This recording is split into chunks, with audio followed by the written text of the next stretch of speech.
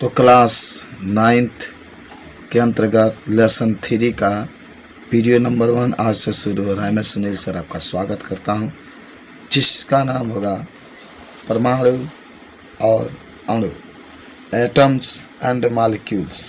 तो चलिए कुछ महत्वपूर्ण बातों को हम लोग आज याद करते हैं। देखिए, महत्वपूर्ण बातों में सबसे पहले आता है आपका द्रव्यमान संरक्षण का नियम। तो आप कह सकते हैं द्रव्यमान संरक्षण के नियम का अर्थ है कि रासायनिक अभिक्रिया में उत्पादों का कुल द्रव्यमान अभिकारक के कुल द्रव्यमान के बराबर होता है। रासायनिक अभिक्रिया के दौरान द्रव्यमान में कोई परिवर्तन नहीं होता। आपको याद होगा ना, कोई भी रासायनिक अभिक्रिया होती है तो आपको बताया गया था, एक रासायनिक अभिक्रिया में जो भाग लेता है उसे अभिकारक जो बनता है उसको प्रोडक्ट उत्पाद कहते हैं। जब चीनी और पानी आप मिला देंगे तो चीनी और पानी आपका अभिकारक होगा। जब वो मिल करके शरबत बना देगा तो उत्पाद हो जाता है। तो वही है, यानी किसी रासायनिक अभिक्रिया में जो अभिकारक का द्रव्यमान होता है और जो उत्पाद का द्रव्यमान होता है, दोनों द्रव्यमान बराबर होता है। जितना अभिकारक का द्रव्यमान का मान होता है उतना ही उत्पाद का द्रव्यमान का मान होता है। अच्छा, उसके बाद से स्थिर अनुपात का नियम। तो स्थिर अनुपात के नियम में कह सकते हैं कि एक शुद्ध रासायनिक यौगिक में तत्व हमेशा द्रव्यमानों के निश्चित अनुपात में विद्यमान होते हैं। इसे निश्चित अनुपात का नियम कहा जाता है। जैसे कोई भी अगर आप लेते हैं, जल लेते हैं, आपका ये H2O है, चाहे आप किसी भी विधि से बनाइए, इसमें हाइड्रोजन और ऑक्सीजन का अनुपात हमेशा 1:8 आएगा। यही होता है स्थिर अनुपात का नियम। चाहे आप उसको प्रकृति से प्राप्त कीजिए, चाहे हाइड्रोजन ऑक्सीजन मिला के बनाइए, मन किसी से भी बनाएंगे ना, और हाइड्रोजन का 1 होता है, नीचे 2 से गुणा करेंगे तो 2 हो जाएगा। और ये ऑक्सीजन का 16 परमाणु भार लिखते हैं हम लोग, 2 कॉमन ले लेंगे तो 1:8 होना चाहिए। तो वही है कि एक शुद्ध रासायनिक यौगिक में तत्व हमेशा द्रव्यमानों के निश्चित अनुपात में विद्यमान होते हैं। इसे निश्चित अनुपात का नियम कहते हैं। उसके बाद से आपके आता है परमाणु, एटम्स। तो पूछता है कि परमाणु किसे कहते हैं। तो आप कह सकते हैं कि किसी तत्व का वह सूक्ष्म से सूक्ष्म कण जो स्वतंत्र अवस्था में नहीं रह सकता है, केवल गैस का अतिरिक्त, तथा उनमें उस तत्व के सभी गुण विद्यमान होते हैं, उसी को हम लोग परमाणु कहते हैं। यानी किसी तत्व का वह सूक्ष्म से सूक्ष्म कण जो स्वतंत्र अवस्था में नहीं रह सकता है लेकिन रासायनिक अभिक्रिया में भाग लेता है, उससे हम लोग परमाणु कहते हैं।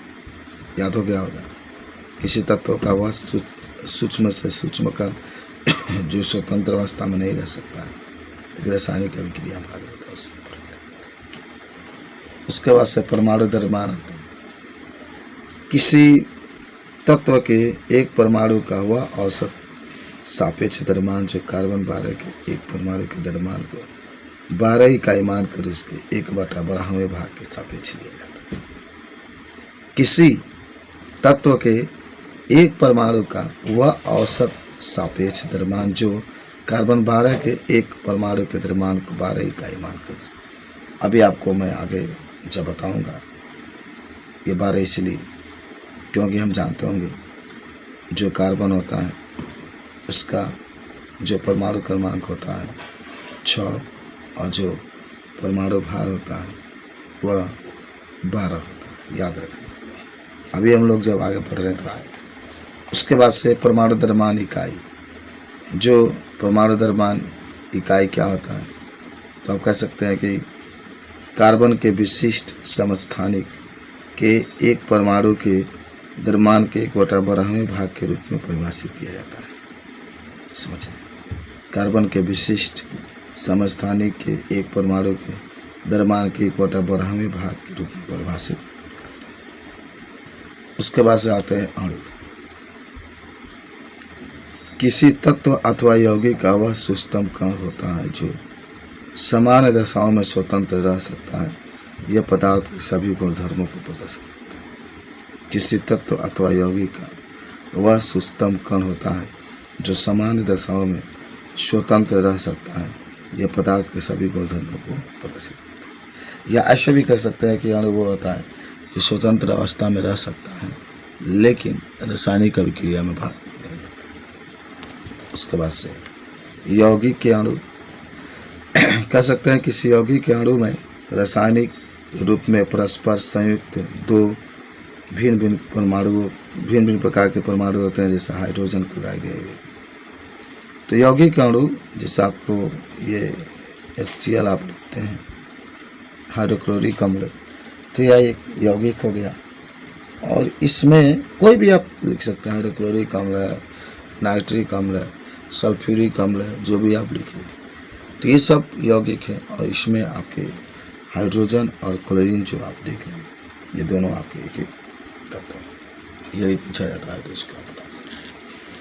चलिए, उसके बाद से आयन, तो आयन भी आप पढ़े थे ना। यह एक आवेशित कण होता है जिस पर धनात्मक या ऋणात्मक का चिन्ह होता है। उसी का मान जब कोई परमाणु होगा, इसके ऊपर धनात्मक या ऋणात्मक का चिन्ह आता है, तो उसे आयन कहते हैं। याद भी होगा आपको, सोडियम के अंतिम कोष में 11 इलेक्ट्रॉन होते हैं, तो वह एक इलेक्ट्रॉन त्याग देता है, इसलिए सोडियम के ऊपर एक प्लस चिन्ह। क्लोरीन का नाम सुना, क्लोरीन एक इलेक्ट्रॉन को ग्रहण करता है, इसलिए माइनस का चिन्ह आता है।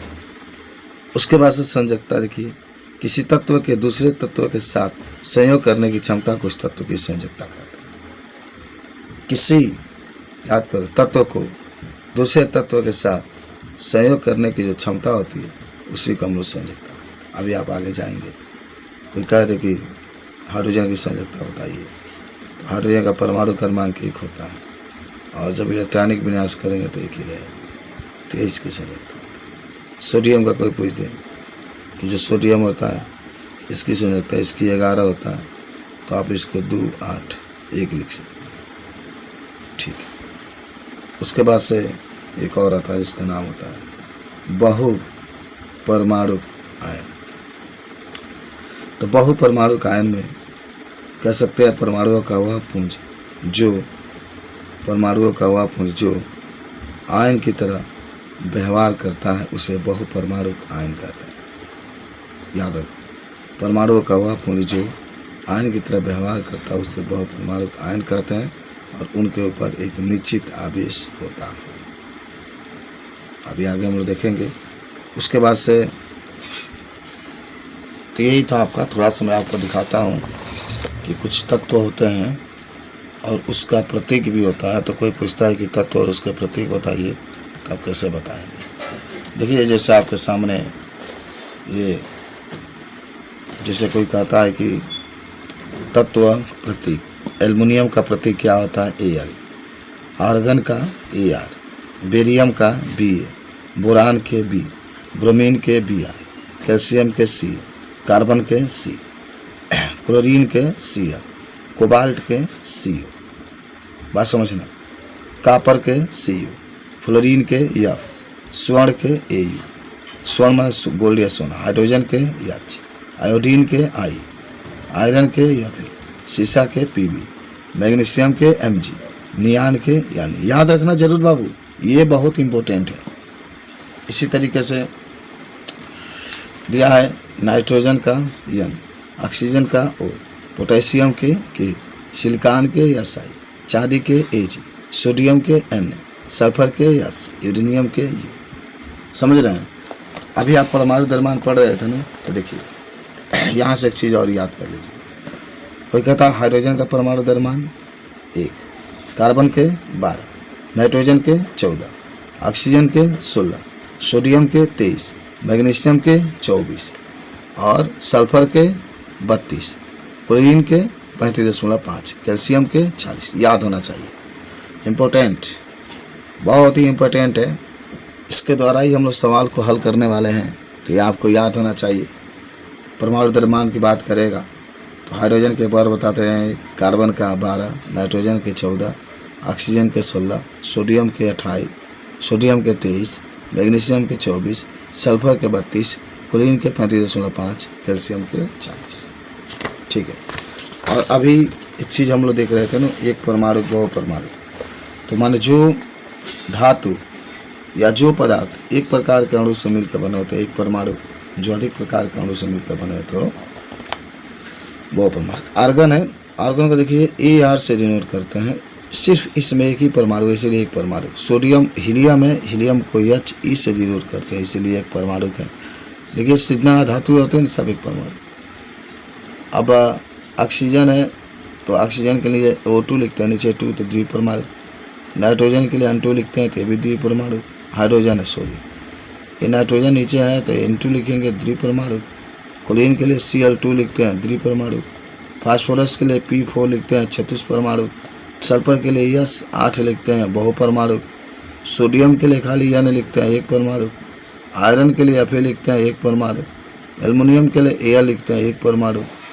कॉपर के लिए Cu लिखते हैं एक परमाणु।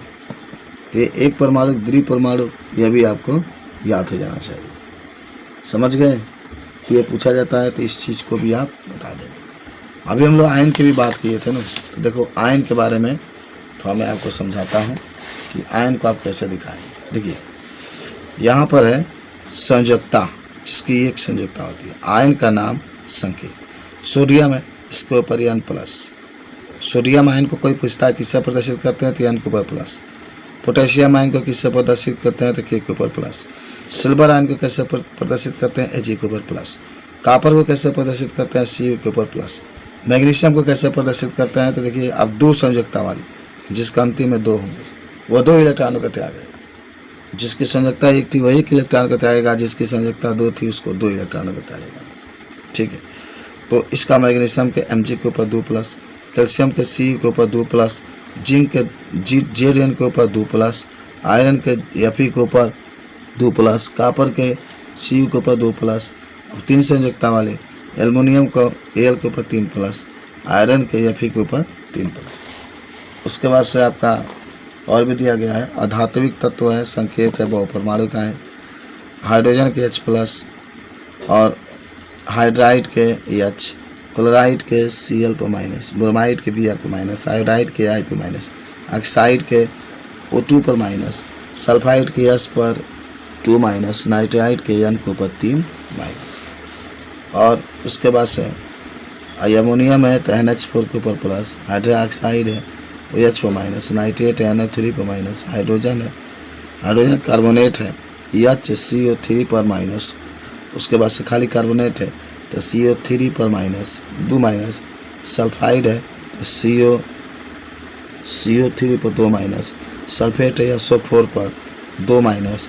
फास्फेट है PO4 के ऊपर 3-। तो ये कुछ आयन थे जिसके बारे में हम लोग ने क्या किया, जाना। समझ गए?